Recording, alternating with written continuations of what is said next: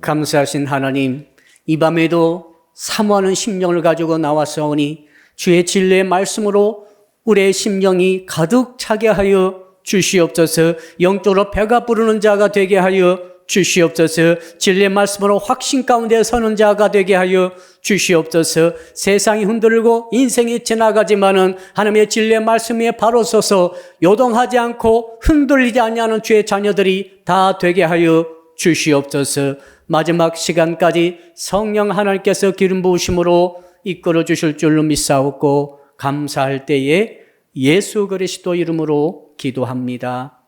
아멘. 오늘 밤에 주시는 말씀을 찾아서 우리가 합독으로 봉독하도록 하겠습니다. 구약성경 출애굽기 19장 1절로 14절의 말씀입니다.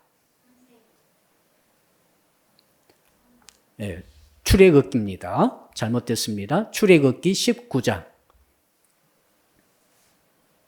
바꿔주십시오. 출애굽기 19장 1절로 14절.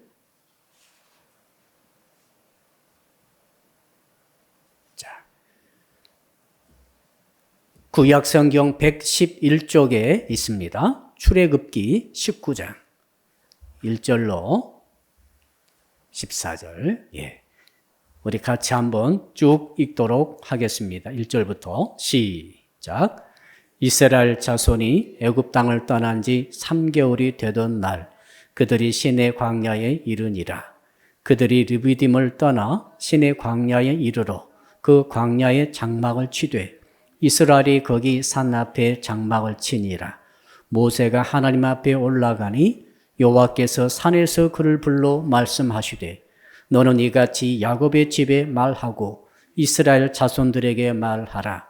내가 애굽 사람에게 어떻게 행하였음과 내가 어떻게 독수리 날개로 너희를 업어 내게로 인도하였음을 너희가 보았느니라. 세계가 다 내게 속하였나니 너희가 내 말을 잘 듣고 내 언약을 지키면 너희는 모든 민족 중에서 내 소유가 되겠고 너희가 내게 대하여 제사장 나라가 되며 거룩한 백성이 되리라. 너는 이 말을 이스라엘 자손에게 전할지니라. 모세가 내려와서 백성의 장로들을 불러 여호와께서 자기에게 명령하신 그 모든 말씀을 그들 앞에 진술하니 백성이 일제히 응답하여 이르되 여호와께서 명령하신 대로 우리가 다 행하리이다. 모세가 백성의 말을 여호와께 전하매 여호와께서 모세에게 이르시되 내가 빽빽한 구름 가운데서 네게 임함은 내가 너와 말하는 것을 백성들이 듣게 하며 또한 너를 영영히 믿게 하려 함이니라.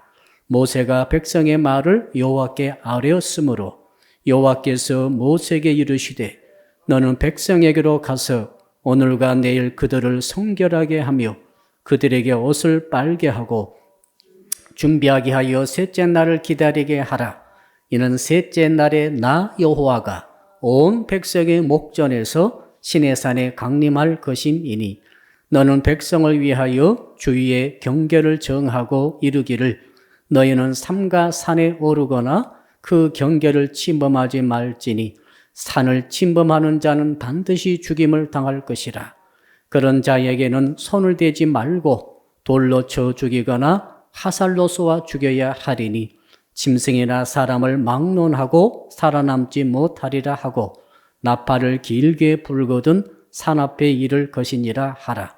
모세가 산에서 내려와 백성에게 이르러 백성을 성결하게 하니 그들이 자기 옷을 빨더라. 아멘.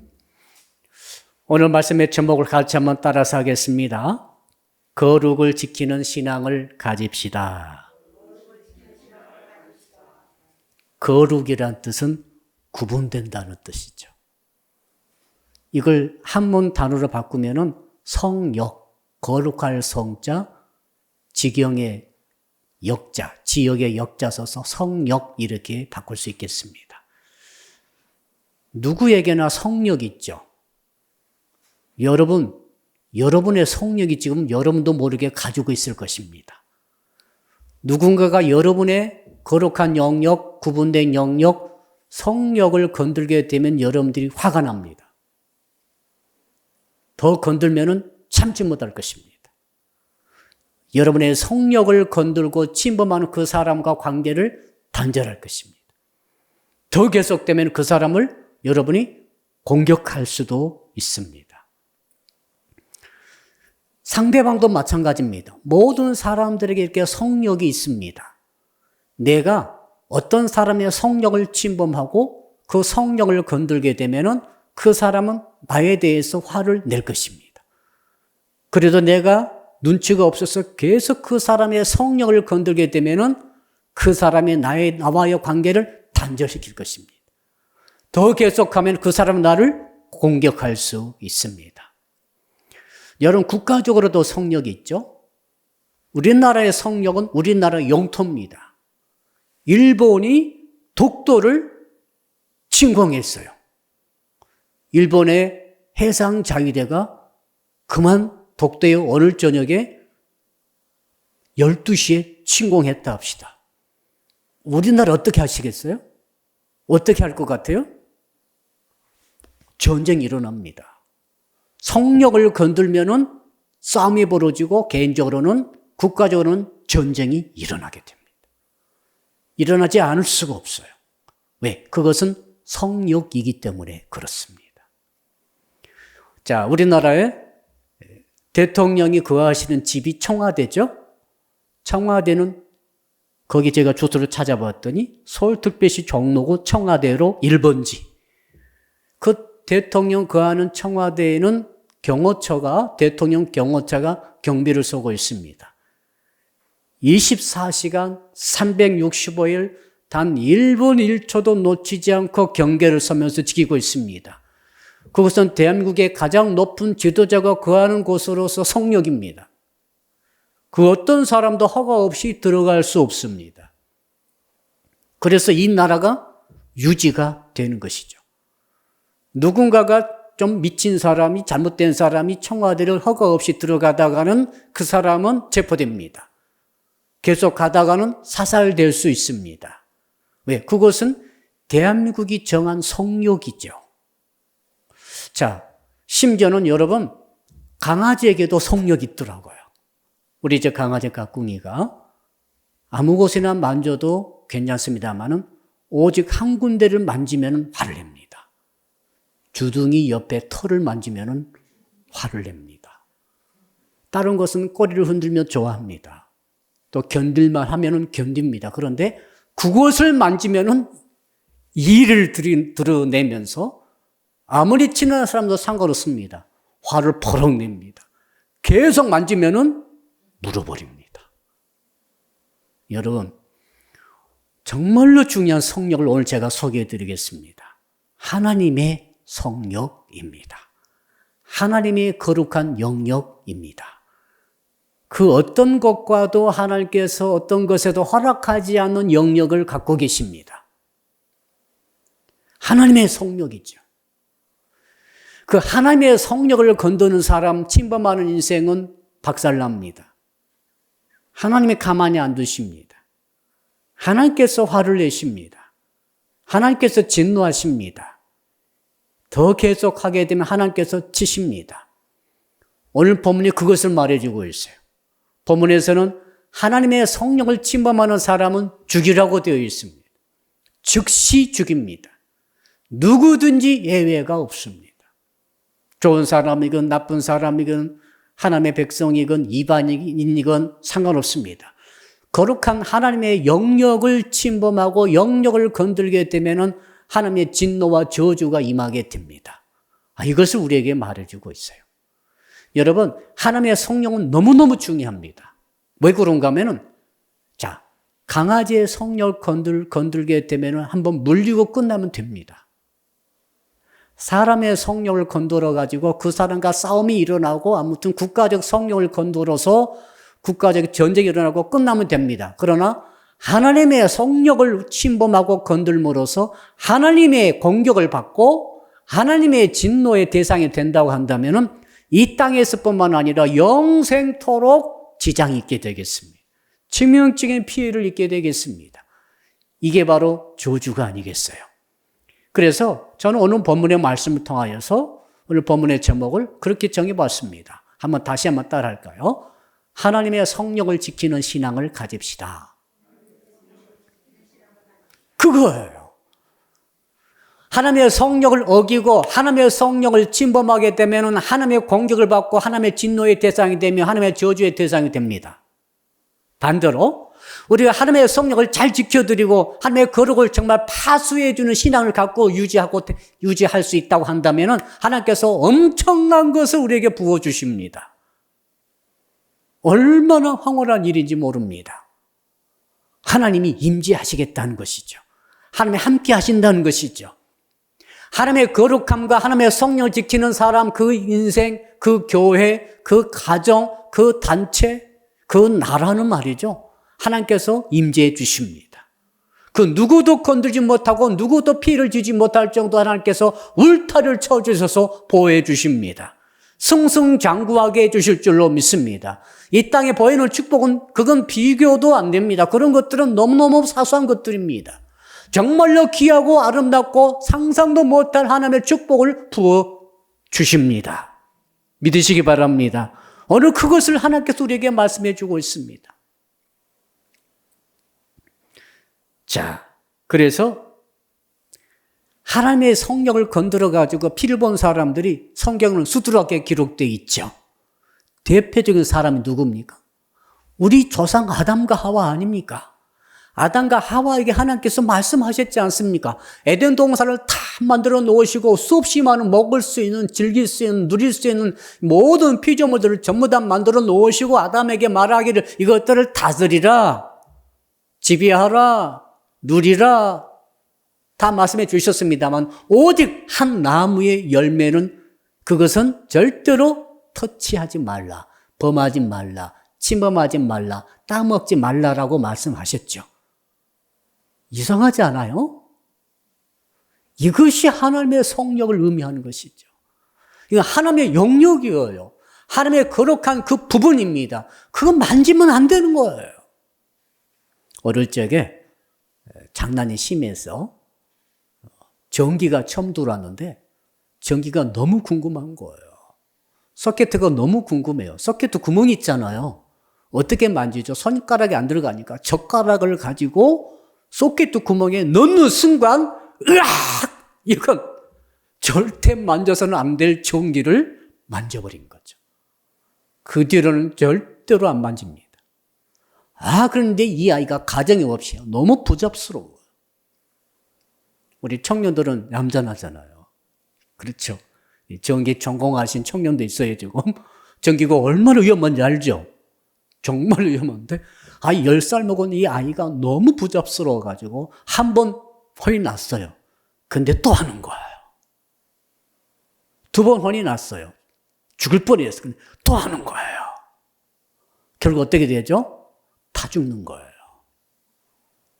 정말 감전사에서 타 죽든지 쇼크사든지 아무튼 내가 했던 부분이 타버리면은 돌아버립니다. 전기 누전돼서 충격받으면은 후유증이 심각하죠.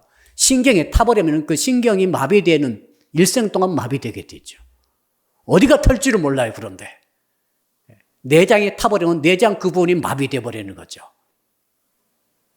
하나님이 정하신 성령은 전기와 같아요. 계속 성령을 침범하는 사람이 있습니다.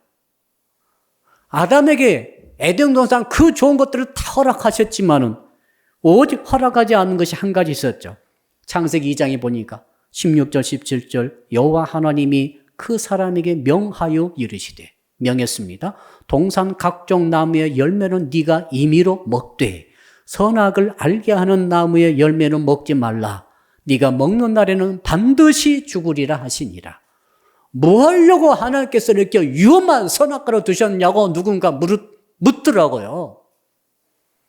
선악과를 왜 하나님이 만들어 놓으셔가지고 그것을 따먹게 하셔가지고 이렇게 전 인류가 지금까지도 죄악 속에서 고통받게 하고 죽어서는 지옥 가게 만들었습니까? 라고 물어보는 사람들 있죠. 여러분도 한 번씩은 그런 질문 해보셨죠? 그게 하나님의 속력이에요. 인간과 하나님을 구분할 수 있는 유일한 현장이 바로 선악과 현장 아니겠어요? 하나님이 다 허락하시지만 인간에게, 하나님 형상 닮은 인간에게 그것은 허락하지 않으셨습니다. 왜요? 하나님만이 누리고 가질 수 있는, 속할 수 있는 유일한 대상이 선악과 아닙니까? 하나님의 성령은 정말로 중요합니다. 그것을 아담이, 하와가 겁도 없이 그걸 범해가지고, 침범해가지고 저주의 조상이 되고 죄가 들어오게 하고 마귀의 종과 노예가 되어서 평생 온 세상 역사가 이렇게 타락하게 만들었고, 결과적으로는 전부 다 마귀와 함께 영원히 꺼지지 않는 불못에 던져지도록 되어버리고 말았습니다. 하나님의 성령은 무서운 거예요. 정말로 이건 조심해야 될 것입니다. 그런데 우리 성도님들이 이 하나님의 성령에 대한 관심이 적어졌어요. 구약 시대 때는 굉장히 민감한 문제입니다. 이 문제는 절대로 범해서는 안 되는 문제죠. 근데 신약에 넘어와서 예수 그리스도를 통해서 우리가 정말 대속의 은혜를 입어가지고 하나님의 자녀가 되었고, 죄산 받았고, 신분의 변화가 되었고, 영생복락, 천국까지 얻게 됐다는 이 이신칭의의 복음에 너무 감사한 것까지는 좋았으나, 거기서 지나쳐가지고 하나님의 거룩함에 대해서 너무 얕은 생각을 갖게 되고, 하나님의 성령을 무시하는 생각을 나도 모르게 갖게 되고, 더 나아가 하나님의 성령을 침범하게 되고 이 손으로 만지게 된다고 한다면 그에게도 동일한 하나님의 저주가 임한다는 사실을 알아야 합니다. 우리가 예수 그리스도를 통해서 구원받았다고 그래가지고 지금 이 시대에도 계속해서 하나님의 성령을 만지고 또 만지고 침범하고 또 침범하게 된다면 그 사람이 어떻게 하나님의 영생의 복을 누릴 수가 있겠습니까? 그 전기 소켓에 계속 꽂으면 어떻게 되겠어요? 심각하죠. 창세기 3장 17절에 보니까 아담에게 이르시되 네가 너의 아내의 말을 듣고 내가 너에게 먹지 말라 한 나무의 열매를 먹었은즉 선악과를 범했어요. 하나님의 성령을 침범했어요. 하나님께서 뭐라고 하신지 보십시오. 땅은 너로 말미암아 저주를 받고 저주가 들어왔어요. 어떤 땅입니까? 아담과 하와가 거하는 땅에 저주가 들어온 거죠. 성도 여러분들이 하나님의 이 영역, 성령을 계속해서 침범하고 있다고 한다면은 그 사람이 거하는 그 영역, 삶의 현장, 그 땅에 저주가 오는 거죠. 나는 절대 저주 없어요라고 말하고 믿음 좋게 그렇게 말하고 있다고 한다면 다시 성경 말씀을 다시 보셔야 됩니다. 자신할 수 있겠나요? 예수를 구주로 믿었기 때문에 그런 성령이 없어져 버렸나요? 하나님의 고유한 능력이, 그 영역이 사라졌나요? 그건 아니잖아요. 예수를 구주로 믿었다고 그래가지고 하나님의 영역이 사라진 게 아니라 그 반대입니다. 내가 예수를 구주로 믿어가지고 거룩한 주의 자녀가 되었기 때문에 더욱더 하나님의 영역이, 성령이, 거룩한 영역이 살아있는 줄로 믿습니다. 그리 옳지 않겠어요? 그 많은 성도들이 이거 거꾸로 생각하는 것 같아요. 하나님의 성령이 사라져버린 것처럼 착각할 경우도 있고 속을 경우도 있다고 저는 생각합니다. 오늘 밤의 말씀이 얼마나 중요한지 모르겠어요. 특히 이렇게 혼돈된 세상살이, 뭐가 진리고 뭐가 진리가 아닌지, 뭐가 옳고 뭐가 그린지를 지금 잘 분별을 못해요. 이런 시대에 오늘 밤에 이 말씀이 너무나 중요한 말씀이라고 저는 생각합니다. 자, 오늘 본문의 내용을 살펴봅시다. 우리 우선 1절 같이 읽어볼까요? 1절 시작. 이스라엘 자손이 애굽 땅을 떠난 지 3개월이 되던 날 그들이 시내 광야에 이르니라. 자, 애굽 땅을 떠났습니다. 출애굽했습니다. 석 달 됐습니다. 3, 3은 9, 90일 됐다는 말이 아니라 1월 15일 날 출발했어요. 1월 15일 날 6월절 때 출발했어요. 이제 출발해가지고 어떻게 됐습니까? 한 달, 달수로 한 달 지나면은 2월 15일이죠. 2달 지나면서, 그리고 다음 달은 5일만 지나서, 그러니까 이게 무슨 말인가 하면은 달수로 석 달이지 날수로는 50일이에요. 15일, 30일, 5일. 그래서 50일. 6월절 날 이스라엘 백성들이 출애굽 시작해가지고 50일 되던 날에 시내산에 도착했다. 그런 말입니다. 자, 도착했을 때에 뭐라고 하나님께서 말씀하시는가 하면은 2절 읽읍시다. 시작. 그들이 르비딤을 떠나 시내 광야에 이르러 그 광야에 장막을 치되 이스라엘이 거기 산 앞에 장막을 치니라. 이 시내 광야에 시내산이 있겠죠? 시내 광야 도착했습니다. 50일 만에 그곳에 장막을 싹 200만에 해당하는 백성이 장막을 쳤어요. 장막 딱 치고 나니까 하나님께서 모세에게 산으로 올라오라고 콜링 부르시죠. 3절 읽어봅시다. 시작. 모세가 하나님 앞에 올라가니 여호와께서 산에서 그를 불러 말씀하시되 너는 이같이 야곱의 집에 말하고 이스라엘 자손들에게 말하라. 자, 모세가 산 올라가니까 하나님께서 이미 기다리고 계셨어요. 기다리고 계시고 모세에게 모세야 내가 내게 지금부터 하는 말을 잘 듣고 이것을 너의 야곱의 백성들에게 너의 후손들에게 너의 자손들에게 너의 백성들에게 전달하라. 메시지를 준 거죠. 그 메시지가 중요하겠죠. 이 메시지를 받게 하기 위해서 출애굽시킨 거예요. 자, 홍해가 갈라지고 10가지 재앙의 기적이 막 일어나고 대단했죠? 만나가 쏟아지고 메추라기가 쏟아지고 아말렉을 도말해버리고 저 반석을 치니까 막 생수가 콸콸콸 쏟아져가지고 200만이 해당하는 백성들이 잘 먹고 마시고 수많은 기적이 일어나는데 그 기적이 중요한 게 아닙니다. 그 50일간 그 수많은 석 달 동안 그렇게 많은 기적을 통해서 이렇게까지 시내산까지 오게 하신 그 목적이 뭐냐면 지금도 내가 이것을 그 목적을 말해주겠다는 거예요, 지금. 그렇죠? 우리가 중요한 것과 덜 중요한 것을 구분할 수 있어야 돼요. 어떤 사람은 홍해만 갈라진 것이 그렇게 중요해요. 물론 중요하지 않는 것은 한 가지라도 있겠습니까만은 그러나 정말 오늘 말씀 보니까 진짜 중요한 것은 홍해 갈라지게 해가지고 뭐 하겠다는 거예요? 시내의 산에서 내가 너에게 이 말씀을 주겠다는 거죠. 만나 먹여주시고 메추리에 먹게 하시고 아말렉 이기게 하시고 정말 생수가 쏟아지게 하는 광야도 막 다 통과하게 하셔가지고 그것이 중요한 게 아니라 그 통과해가지고 어떻게 하겠다는 것입니까? 지금 이제 시내의 산에서 이 장막을 딱 치고 나서 이제 이 말씀을 이제 백성들에게 전달하라. 이 말을 너에게 전달하려고 내가 너희를 이렇게 출애굽시켰다는 것 아니겠어요? 중요하죠?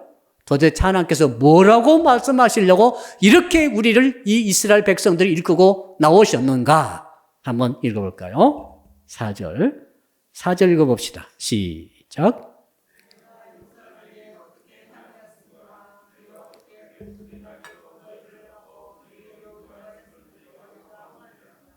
자, 내가 하나님이죠. 하나님. 나 하나님이 애굽 사람에게 어떻게 행하였습니까? 10가지 재앙을 내가지고 박살내버렸죠.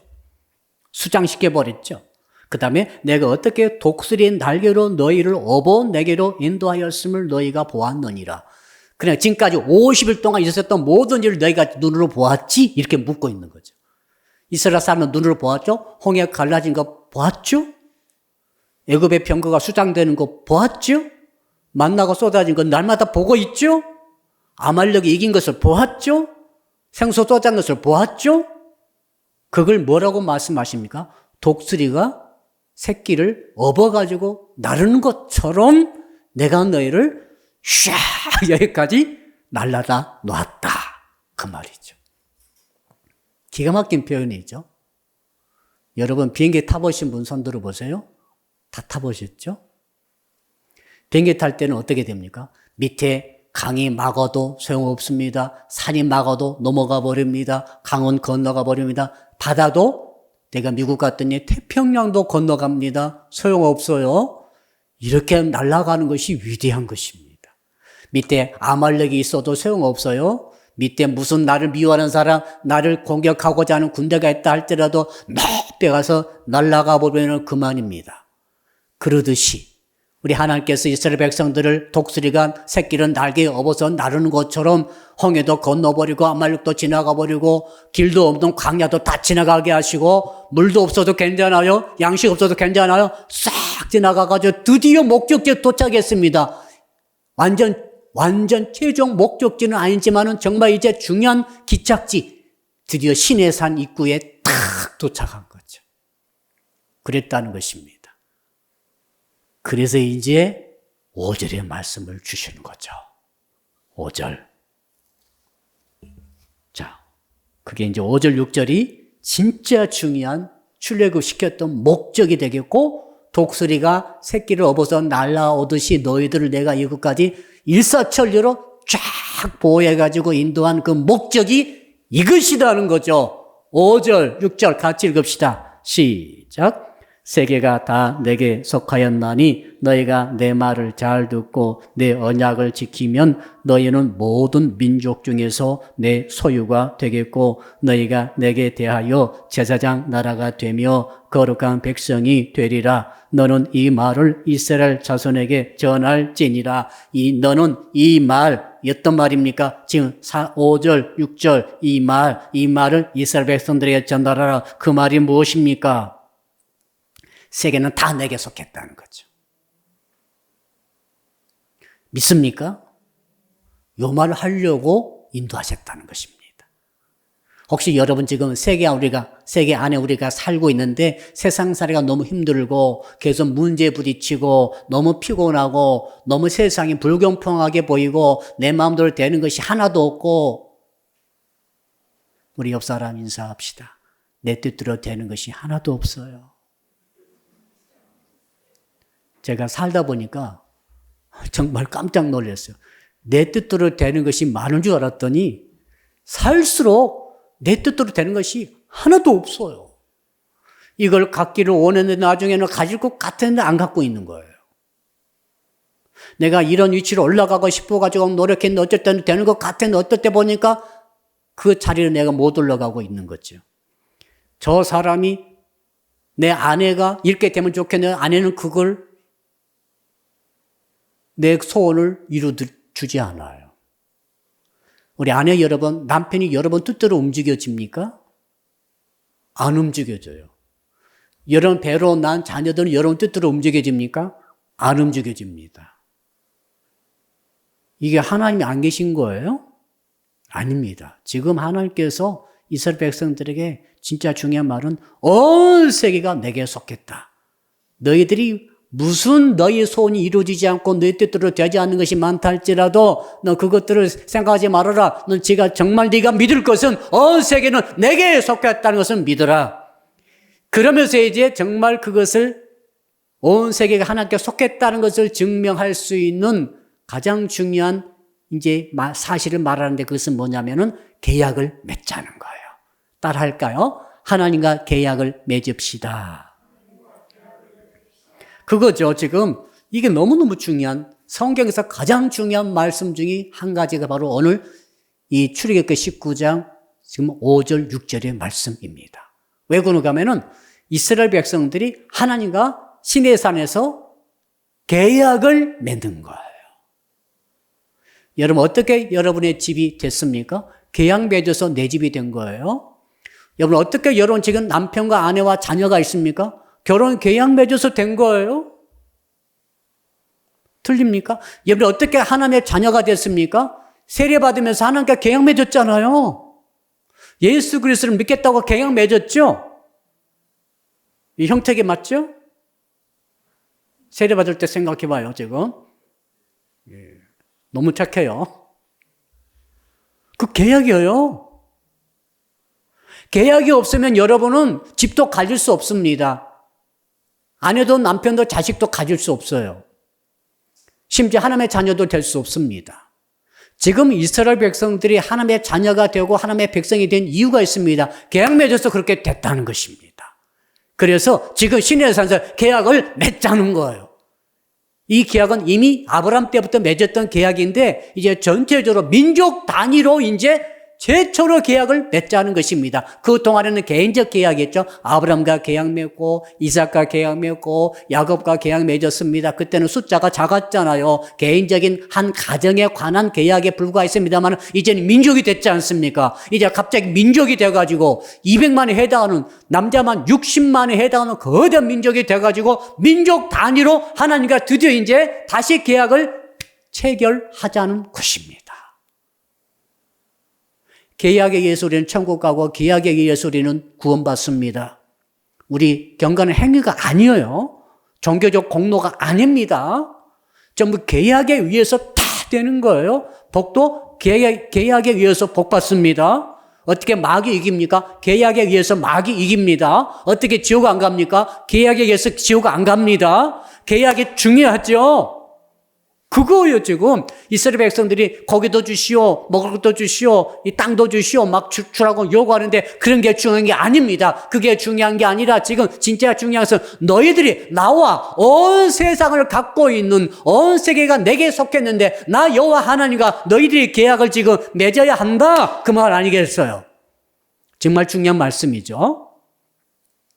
저는 오늘 밤에 성도 여러분들이 정말 여러분이 믿고 있는 우리 주 예수 그리스도를 통해서 하나님 아버지와 계약이 새로워지기를 축복합니다. 이미 계약이 맺어졌기 때문에 이것을 새롭게 깨닫기를 축복합니다. 오늘 그 내용이 나오는 것입니다. 그럼 계약이라는 것은 조건이 있죠. 이렇게 하면은 이렇게 해주리라. 항상 계약은 그거예요. 우리 집 살 때 어떻게 했죠? 자, 2억짜리 집을 샀어요. 계약금을 딱 걸었습니다. 2천만 원 계약금을 딱 걸면서 뭐라고 하는가 하면은 몇 월 며칠까지 잔금 포함해서 2억을 주면은 이 집의 등기를 당신 앞으로 소유권을 옮겨주겠소 라고 계약서를 쓰는 거죠. 정확하죠? 그래가지고 실제로 그날까지 잔금을 싹 지불하면은 바로 그 자리에서 법리사가 그랬죠. 법리사가 등기를 완전히 바꿔주죠. 이게 계약 아닙니까? 조건이 있고 약속이 있어요. 하나님과의 계약도 똑같습니다. 하나님께서 뭐라고 하시는가 하면, 야, 너희가, 자, 조건이 뭡니까? 5절이죠. 너희가 내 말을 잘 듣고 내 언약을 지키면 이게 조건이에요. 한번 따라 합시다. 너희가 내 말을 잘 듣고 내 언약을 지키면 여기까지가 조건이죠. 하나님이 우리에게 요구하시는 것은 다른 거 아닙니다. 내 말 좀 잘 들어. 하나님 말씀만 잘 들어. 내가 너와 맺은 언약을 그것만 잘 지켜. 그럼 자, 결과는 뭡니까? 결과, 약속. 하나님의 약속은 6절에 나와 있죠. 너희가 모든 민족 중에서 내 소유가 되겠고 우리가 하나님의 소유가 된답니다. 우리의 등기가 바뀌어버리는 거죠. 나라고 하는 인생이 완전히 소속이 바뀌는 거예요. 세상에서 하나님에게로, 할렐루야, 사단 마귀에게서 예수 그리스도에게로 엄청난 일이 벌어지는 거예요. 어마어마한 일이 벌어지는 거죠. 그 다음에 두 번째 축복은 뭡니까? 너희가 내게 대하여 제사장 나라가 되며. 제사장은 무슨 뜻입니까? 제사장은 하나님의 역사하시면 통로가 된다는 거예요. 하나님께서 항상 직접 일하시는 것이 아니라 제사장 통해서 일하시듯이, 만약에 집사님이, 만약에 권사님께서, 만약에 청년 여러분이 하나님의 제사장이 된다고 한다면 하나님께서 이제 청년을 써서 하나님 일을 하시겠다는 약속이죠. 놀라운 것이죠. 하나님의 능력의 도구가 되는 것이 이 제사장이란 뜻입니다. 그 다음에 세 번째로는 거룩한 백성이 되리라. 구별된 백성. 수없이 많은, 자, 이 지구상에 75개 인구가 있죠. 그 중에서 네가 나랑 계약을 맺고 지금 내 언약을 지키고 그리고 너희가 내 말을 잘 듣게 되면 내가 너희는 나의 구별된 백성이 되게 해주겠다. 여러분만, 너만 나에게 대해서 구별된 백성이 된다. 하나님께서 특별히 사랑하시고 선택하시고 특별히 복을 주시고 보호하시고 인도하시겠다는 약속이 바로 이 약속입니다. 얼마나 좋은 축복입니까? 그러므로 조건이 중요하죠. 요 계약을 지금 시내산에서 맺겠다고 지금 모세에게 이 말을 가서 전하라 그랬더니 모세가 알겠나이다 주님 하라고 내려와가지고 이제 백성들 지도자들 장로를 다 모아가지고, 자, 하나님께서 지금 이렇게 말씀하십니다. 독수리가 날개로 업어서, 새끼 업어서 나른 것처럼 우리 이렇게 날라오셨다고 말씀하시면서 하신 말씀이 온 세상 하나님께 속겠다고 말씀하시면서 하신 말씀이 내 하나님 말씀을 잘 듣고 언약을 지키게 되면 세 가지의 약속을 이루어 주시겠다고 약속해 주셨습니다. 하시면서 하는 말이, 하면서 하는 말이, 우리가 하나님의 백성이 소유가 되겠다고 하십니다. 그 다음에 우리가 하나님의 제사장 나라가 된다고 하십니다. 그리고 세 번째로는 우리가 거룩한 하나님의 백성이 된다고 하십니다. 이 계약을 맺자고 하십니다. 여러분, 어떻게 하시겠습니까? 물어보니까 그 장로들이, 백성의 대표들이, 엘더스, 지도자, 리더들이 100% 하겠습니다. 그랬어요. 여러분 같으면 어떻게 하시겠어요? 하나님 계약 조건이 좀 마음에 안 드는데요. 이렇게 막 밀당하겠어요? 우리가 집을 살 때 좀 비싸면 좀 깎아보려고 막 하잖아요. 아니, 이거 그 조건 너무 과합니다. 약간 낮춰주세요. 이렇게 타협할 수도 있지 않습니까? 그런데 지금 이스라엘 백성들이 지금 온갖 기적을 다 체험하고 50일간 지금 출애굽해가지고 쭉 왔는데 뭐라고 그 하나님의 제안에 대해서 거부할 수 있겠습니까? 변명할 수 있겠습니까? 밀당할 수 있겠습니까? 그런 거 하나도 없어요. 하겠다는 거예요. 이렇게 하나님이 좋을 줄 몰랐다는 것입니다. 우리 9절 한번, 8절, 9절, 2절 같이 한번 읽어볼까요? 8절, 9절. 시작. 백성이 일제히 응답하여 이르되 여호와께서 명령하신 대로 우리가 다 행하리이다. 모세가 백성의 말을 여호와께 전하매 여호와께서 모세에게 이르시되 내가 빽빽한 구름 가운데서 네게 임함은 내가 너와 말하는 것을 백성들이 듣게 하며 또한 너를 영영히 믿게 하려 함이니라. 모세가 백성의 말을 여호와께 아뢰었으므로 하나님께서 그 말을 받으셨어요. 그리고 말씀하시고 내가 이제 너희들에게 내려가겠다는 거예요. 뭐 빽빽한 구름이 막 쭉 나오지 않습니까? 전능하신 절대자, 온 세상 만물의 창조자, 어마어마하신 분, 이분이 시내산에 내려오시겠다는 거예요. 왜 그렇습니까? 여러분 계약 맺으려면은 계약의 주인과 당사자가 만나야 되죠? 계약을 맺으려면 반드시 만나야 됩니다. 만나가지고 뭐합니까? 계약서에 사인을 해야 되는 거죠.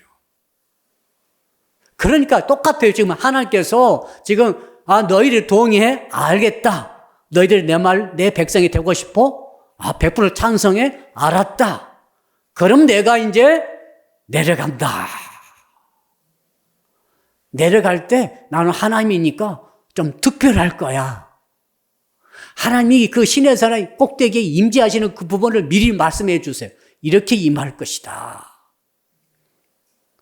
그러면 너희들이 나인 줄 알고 놀라지 말라. 그리고 주의사항 있다, 주의사항. 이걸 꼭 지켜야 된다라고 주의사항을 말씀해 주시죠.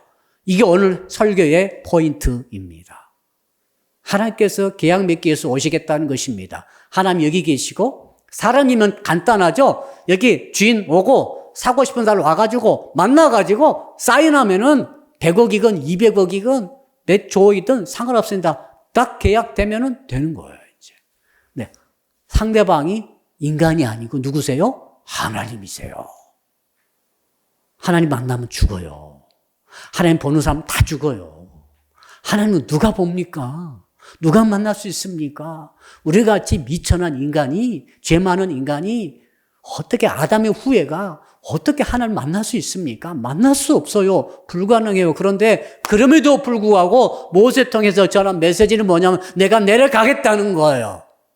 그러니까 안 죽으려면은 지금부터 이 주의사항을 잘 듣고 그대로 지키라는 거예요. 이해되시죠? 자, 그럼 그 주의사항이 뭡니까? 라고 이제 우리가 이제 물어보는 거죠. 10절 읽어봅시다. 시작. 여호와께서 모세에게 이르시되 너는 백성에게로 가서 오늘과 내일 그들을 성결하게 하며 그들에게 옷을 빨게 하고. 주의사항 첫 번째, 옷을 빨아 입어라. 이틀간. 자, 3일간 여유가 있습니다. 제3일에 여호와께서 임하세요. 우리 주님께서 언제 부활하셨죠? 죽으신 지 사흘 만에 부활하셨죠. 자, 여호와께서 시내산 위에 임하십니다. 언제 임하십니까? 제3일에 임하시는데 이틀 전부터 준비해야 된다는 거죠. 뭘 주면 옷을 다 빨아 입어라. 여러분, 옷을 빨아 입어라. 자, 이런 하나님도 계십니다. 그 이유를 아셔야 됩니다. 개인적인 성결을 지키라는 거예요. 우리 개인적인 성결을 지키는 자가 하나님을 제대로 만나는 것입니다. 원리, 이건 원리예요. 자, 옷을 빨아 입는다는 것은 자기 삶을 한번 옷을 빨아버리면 나가 돌아다닐 수 없죠? 여러분, 옷 입고 다니잖아요, 지금. 옷을 입어야 회사도 가고 학교도 가고 놀러도 다니고 시장도 가고 그렇죠. 근데 옷을 싹 빨아버렸어. 한비로 옷을 싹 빨아버렸어. 옷이 일도 없어, 이제. 그럼 밖에 못 나가죠. 그건 자가격리가 되는 거예요. 자가격리를 제대로 시키려면 옷을 싹 가져가 버려야 돼. 옷 하나도 남김없이 싹 압수. 들어올 수도 없어, 옷이. 그럼 저절로 자가격리예요. 지금 옷을 빨아라 이 말은 무슨 말인가? 지금까지 살면서 입었던 그 모든 옷을 완전히 빨면서 자기 삶을 되돌아보면서 자기 성결을 주님 만날 준비를 이틀간 하라는 것입니다. 회개라면 회개이죠. 자, 그 다음에 11절. 그 다음에 뭘 어떻게 해야 되면 11절. 시작. 준비하게 하여 셋째 날을 기다리게 하라. 이는 셋째 날에 나 여호와가 온 백성의 목전에서 시내산에 강림할 것이미니. 셋째 날을 준비하라며 셋째 날을 어떻게 한다고 그랬어요? 하나님께서, 그 광대한 하나님께서 시내산에 온 백성의 목전에서 200만에 해당하는 이스라엘 백성들이 전부 다 눈을 크게 뜨고 보고 있는데 그 목전에서 하나님께서 임하시겠다는 말씀이에요. 이건 정말 이 지구상에 하나님께서 임하시는 이런 식으로 임하신 것은 유일한 현장이 시내산이에요. 얼마나 엄청난 일인지 모르겠어요. 성부 하나님께서 시내산에 지금 임하신다는 말씀 아닙니까? 물론 성부, 성자, 성령 하나 삼위일체 하나님 다 그곳에 임하셨다라고 신학적으로 그렇게 볼 수 있어요. 이야, 어떻게 하나님께서 그것도 이스라엘 백성이 다 보는 눈 목전에 임하겠다고 말씀하시는지 잘못하면 완전히 다 죽게 생겼어요. 자취도 없이 사라져버릴 수 있어요. 하나님의 거룩함이 너무나 거룩하시기 때문에 거룩 우리가 찬양했죠? 이 하나님의 거룩함을 여러분 어떻게 생각하세요? 하나님의 거룩함을 만나면 여러분들은 거룩하지 않기 때문에 여러분들은 즉사합니다. 즉사하는 거죠.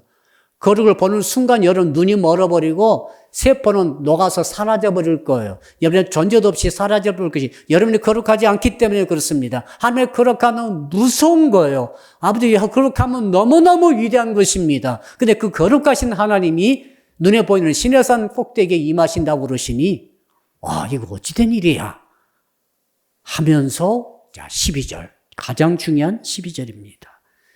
12절 읽어봅시다. 시작. 너는 백성을 위하여 주위에 경계를 정하고 이르기를 너희는 삼가 산에 오르거나 그 경계를 침범하지 말지니 산을 침범하는 자는 반드시 죽임을 당할 것이니라. 여러분 무슨 말입니까? 따라합시다. 경계를 정하고. 자, 시내산 이렇게 있어요. 시내산이. 근데 하나님이 위에 하늘에서 위에서부터 임하십니다. 싹 임하면 다 죽어버려요. 여기 밑에는 백성이 진치고 다 보고 있어요, 지금. 모여서. 제3일에 옷을 빨아입고 이틀에 다 말려가지고 깨끗한 옷을 다 입고 이제 제3일에 모여라! 나팔이 분다. 큰 나팔 소리가 나면은 다 모일지니라 해가지고 다 모이면은 그 하나님께서 시내산 위에 이제 임하십니다. 임하시는데 다 임하면 다 죽어버리기 때문에 하나님께서 경계를 스스로 딱 정해주시죠. 경계. 따라합시다. 경계를 정해야 합니다. 그리고 말하기를 그 경계를 절대로 침범하지 말라. 경계를 넘어서지 말라. 넘어서면은 너희들이 다 많이 죽을까 하노라. 그랬죠? 정확하게 봅시다. 거기 반드시 죽임을 당할 것이라. 따라합시다. 반드시 죽임을 당할 것이라. 예외가 하나도 없다. 이방인이건 이스라엘 백성이건 어린아이건 남녀노소 신분불문하고 하나님께서 임하실 때 그 경계를 넘어서는 자, 침범하는 자, 만지는 자 예의 없이 전부 다 죽임을 당한다는 것이죠. 무서운 선이죠. 넘어가면 쫙 뻗어버려. 고압선 만지듯이. 그러면서 처벌법도 말해주죠. 13절 읽어봅시다. 시작.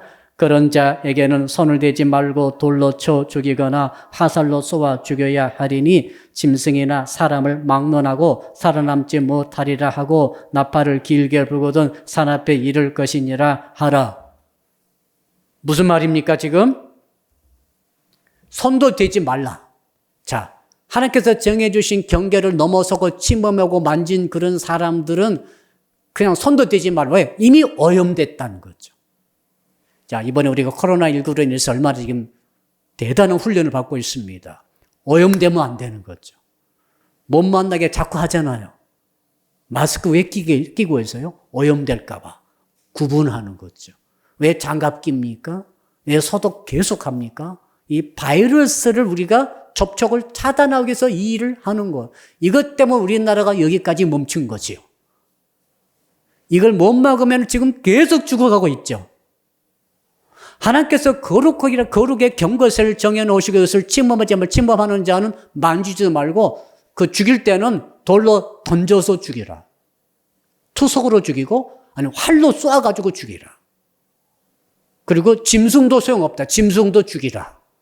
그러니까 가축 때도 경계 넘어가면은 애 없이 죽였어요. 자, 우리 여기까지 읽었습니다. 이제 정말로 중요한 원리를 한번 살펴보겠습니다.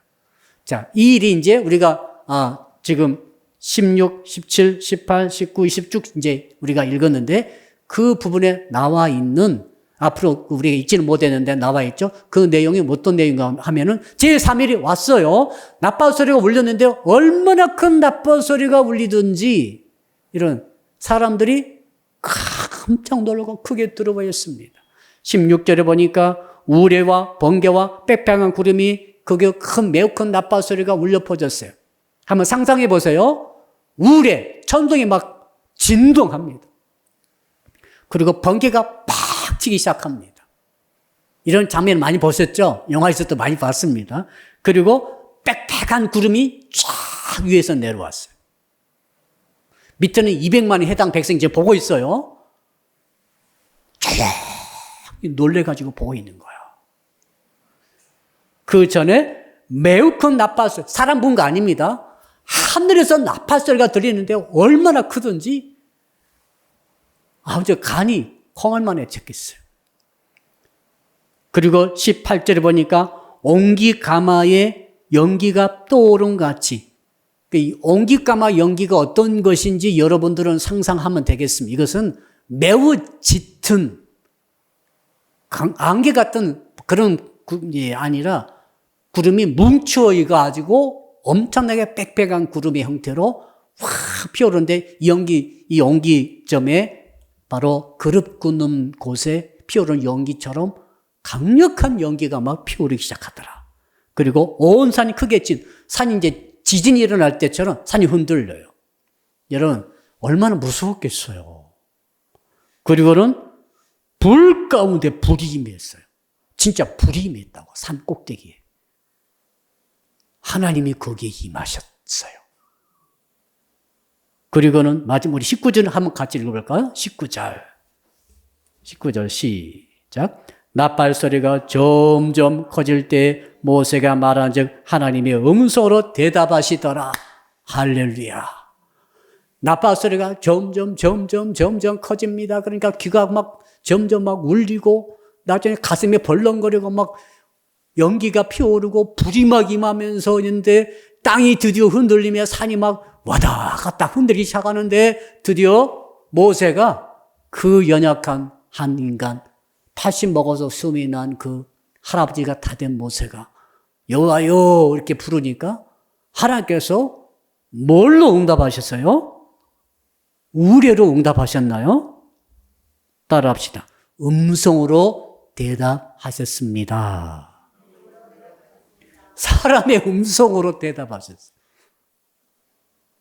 근데 그것을 모세만 경험한 게 아니라, 모세만 환상 본 게 아니라 200만에 해당하는 백성이 다 지금 보는 앞에서 모세가 하나님이 이러이러합니다 하면 하나님께서 이렇게 대답하시고, 하나님 또 모세가 또 이러이러합니다 하면 또 하나님께서 대답하시고, 그것을 대화하는 것을 전부 다 듣고 보았더라 이 말이죠. 전무후무한 기적의 역사가 일어났습니다. 할렐루야. 이걸 영화로 만들었으면 참 좋겠다는 생각을 하게 됐어요. 누가 영화로 이걸 제대로 만들어 봤으면 좋겠다. 이제 가장 중요한 결론이 되겠습니다. 하나님께서는 우리에게 경계를 정하라고 말하고 있습니다. 그러면은 내가 너와 함께 있겠다라고 말씀하신 것입니다. 사랑하는 성도 여러분, 전능하신 하나님께서 어떻게 여러분과 함께 할 수 있습니까? 경계, 거룩의 경계, 성령이 확실하고 성령을 확실히 지키는 그 성도에게는 지금도 전능하신 하나님께서 함께하고 계신 줄 믿습니다. 반대로 경계가 불분명합니다. 경계를 늘 무시합니다. 하나님께서 정하신 경계를 늘 침범합니다. 늘 만지지 말을 것은 만져버립니다. 자, 이런 사람들에게는 하나님께서 임재할 수가 있겠어요, 없겠어요? 거룩하신 하나님께서 어떻게 임재하시겠어요? 원리를 한번 생각해 보세요. 전능하신 거룩하신 하나님께서 시내산의 땅 위에 임했습니다. 그 땅 우리가 있는 땅입니다. 여러분의 삶의 현장에 거룩하신 하나님께서 임재하시게 하시려면, 임하시게 하시려면, 역사하시게 하시려면 어떻게 해야 됩니까? 거룩의 경계를 갖고 있어야 된다 이 말이죠. 성령을 지켜야 된다 이 말이죠. 성령이 없는 사람, 거룩함이 없는 사람, 하나님께서 하지 말라고 한 것을 늘 손으로 만지는 사람, 가지 말라고 해서 늘 가버리는 사람, 하지 말라고 하는 말을 해버리는 사람에게 어떻게 하나님께서 그 사람에게 임하시겠어요? 어떻게 그 사람이 임해서 그 사람을 도와줄 수 있겠어요? 거룩이 그러므로 능력인 것이죠. 내가 거룩을 지키는 것이 하나님의 나의 인생에 임하도록 하는 가장 중요한 비결 중에 비결입니다. 이해되시죠? 아멘. 그래서 거룩을 지키는 믿음이 우리에게 필요하다. 한번 따라 할까요? 거룩을 지키는 신앙이 필요합니다. 자, 마지막 결론입니다. 그럼 목사님 어떻게 거룩을 지킵니까? 거룩이 확실해야 돼요. 여기까지는 갈 수 있어요. 아멘. 여기 넘어가면은 침범하는 거예요. 그럼 죽어요. 저주받아요. 그러니까 이 경계선이 그저 흐릿하게 여기서 한 10m, 20m 이 근방 오지 마라. 이게 아니에요. 이게 아니라 거룩의 경계가 확실해야 돼요. 여러분이 넘어가서는 안 될 그 영역이 확실히 여러분이 알고 있어야 돼요. 아멘. 우리 청년 여러분, 하나님께서 여러분을 쓰시기를 축복합니다. 이번에 인생의 삶의 현장에 하나님께서 늘 함께 하시기를 축복합니다. 늘 임재하기를 바랍니다. 그러려면 거룩의 경계선이 확실해야 됩니다. 어떤 경계선일까요? 율법적으로 해석하지 마시고 여러분, 자, 성령께서 말씀해 주실 거죠. 내가 할 말이 있고 해서는 안 될 말이 있어요.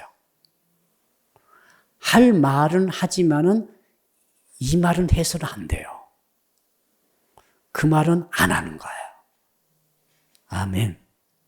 아무리 화가 나도 아내가 남편에게 이혼합시다. 이 말을 해야 될까 안 해야 될까요? 해서는 안 되는 거죠. 자, 예를 들면 그런 말이에요.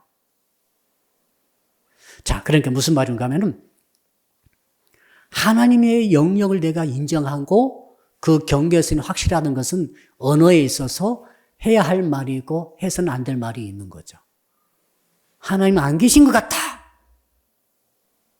하나님 기도에 응답 안 해주셔. 내가 아무리 망하고 아무리 직장에서 잘리고 내 진로가 다 막혀버리고 보는 시험마다 다 떨어지고 형편없어. 하나님 계셔 왜 안 계셔? 이런 폐악질은 해서는 안 되는 거예요. 아무리 화가 나도 해서는 안 될 말이 있어요. 여러분 친구에게 화가 나도 해서는 안 될 말은 해서는 안 됩니다. 그렇죠? 화가 난다고 해서 다 말해보세요. 그 친구와 관계가 끊어져요. 하나님도 똑같으세요. 그런 측면은 하나님께서 말씀하시잖아요. 이 경계선을 딱 표시해 주시잖아요. 넘으면 죽는다. 범하지 말아라. 언어에 있어서 수많은 성도들이 침범하고 있어요. 하나님의 거룩을. 하나님의 살아계신데 하나님 어디 계셔? 내 기도 응답 안 해주셔. 하나님 나를 사랑하지 않으셔. 전부 다 하나님의 거룩을 침범하는 언어예요. 아셨죠? 자, 행동의 측면에서 생각해 봅시다. 하나님께서 가라고 하는 것은 있지만 가지 말라고 하는 영역이 있어요. 절대 가면 안 돼요. 거기 가면 쥐리 밟는 거예요. 우리 다윗 청년 아시죠? 가서는 안 될 곳 있죠? 절대 가면 안 돼요. 누가 알아요? 내가 아는 거예요. 이걸 정확하게 뚜렷하게 명확한 경계선을 갖고 있을 때에 어느 날 정신이 알딸딸할 때 그곳을 막 내 발이 가고 있으면은 내 발을 쳐서라도 그 발길을 돌리는 거죠. 아멘. 그다음 만지는 거. 내가 만지는 거 다 만져도 돼요. 다 만질 수 있죠.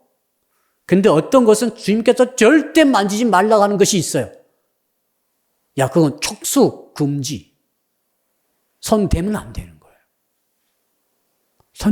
손대지 말 것은 절대 손대면 안 돼요. 이 경계가 확실해야 돼요. 자, 소유. 내가 이것도 가져도 되고 저것도 가져도 돼요. 다 가질 수 있어요. 내 돈 가지고 내가 해서 누가 뭐라고 그래요. 근데 하나님께서 이건 갖지 말아라. 이번에 옆에 아파트 갔더니 람보르기니가 있더라고요. 람보르기니라고 차가 있어요. 이탈리제 차인데 그게 최소 3억. 근데 그 아파트 딱 앞에 세워져 있더라고요. 람보르기니. 야, 저는 성도 여러분들이 람보르기니도 소유할 수 있도록 하나님의 허락받기를 축복합니다. 근데 어떤 것은 하나님께서 말씀하세요. 야, 그거 갖지 마라. 기어코 가지려고. 솔로몬이 그랬죠. 하나님께서 야, 그거 갖지 마라. 그런데 기어코 애국의 이방 종교 믿는 왕들의 공주들을 전부 첩으로 전부 부인으로 다 얻었어요. 부인을 얻어서는 안 되는 사람을 부인을 얻어가지고 솔로몬은 망한 것입니다. 아무것이나 내가 가질 수 있다고 그래가지고 갖는 게 아닙니다. 소유. 여러분 옷 살 때 저 옷을 내가 가져도 됩니까? 물어볼 필요가 있어요. 이게 이 성역이 확실히 구분된 사람들이 하나님이 임재하시는 거죠. 그 다음 또 뭐가 있을까요? 사랑하는 것도. 한번 따라 할까요? 사랑해서는 안 될 사람이 있습니다. 또 따라 합시다. 사랑해야 되는 사람이 있습니다. 사랑이 간다고 아무 것이나 사랑하면 안 됩니다. 좋아한다고 아무 것이나 좋아하면 안 되는 거죠. 왜요? 우리가 하나님의 소유이기 때문에 성력이 확실해야 됩니다. 사랑이 된다고 아무 것이나 사랑해가지고 나중에는 솔로몬처럼 망하게 되는 거죠. 다윗처럼 우리의 아내 밧세바를 사랑해서는 안 되잖아요. 그렇죠? 사랑해가지고 패가 망신했어요. 자식들이 서로 죽이지를 않나? 아버지를 반란으로 죽이려고 쫓아오지를 않나? 다윗 너무너무 고생 많이 했습니다. 사랑해서는 안 될 사람을 사랑해가지고 그 성력을 침범했어요. 하나님의 성력을 침범해서 부하를 죽이고 아내를 뺐으므로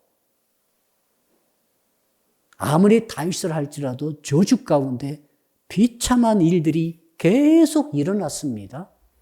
무섭지 않나요, 여러분? 근데 너무 성도들이 이 갖고 싶은 걸 쉽게 가져버리고, 사랑된다고 쉽게 사랑하고, 좋아한다고 쉽게 좋아하고, 또 미워한다고 쉽게 미워하는 거죠. 이런 미워하는 것도 해서는 안 될 미움이 있어요. 여러분이 절대 미워해서는 안 될 사람이 있어요. 하나님께서 그거 미워하지 마라 너. 근데 내가 미워해버려. 미워지니까. 그러면은 여호와의 성령을 침범하는 것이 됩니다. 미움은 살인죄라고 그랬어요. 심각하죠? 그런 거예요, 지금. 이 성욕이라고 하는 게. 좋아한다고 함부로 좋아할 것도 아니고, 미워진다고 함부로 미워할 것도 아니고, 사랑한다고 함부로 사랑할 것도 아니고, 싫다고 함부로 싫어할 것도 아닙니다. 우리 주일학교 선생님 계시지만은, 주일학교 그 아이가 너무 내 마음에 싫어요. 우리 목자들 계시죠? 목자 여러분들, 어떤 목원이 너무 싫어요. 미워요. 미운 짓을 하니까. 예쁜 짓 하면 뭐 하려고 미워하겠어요? 미운 짓을 하고 있어요. 내가 미워했어. 잘못하면 큰일 납니다. 하나님의 선택한 주의 자녀, 어린 소자를 미워하면은 혹시 하나님의 정한 경계선을 넘어서 내가 침범한 것이 아닙니까? 하나님의 종을 미워하는 사람도 있어요. 하나님의 종을 미워하는 사람은 하나님의 거룩한 영역을 침범하게 되는 거예요. 하나님의 쓰시는 주의 종을 미워하고 어떻게 복을 받겠어요? 야, 이렇게 따져보니까 이 성욕이라고 하는 것을 지킨다는 것이 얼마나 중요한 것인가를 깨닫습니다. 이해가 됩니다. 그래서 하나님께서 성령을 지키는 자에게 임재하시는구나. 성령을 지키지 않고 계속 침범하면서도 교회만 다닌다고, 세례만 받았다고, 예배만 드린다고 하나님이 그 사람과 함께 하실까요? 아닙니다.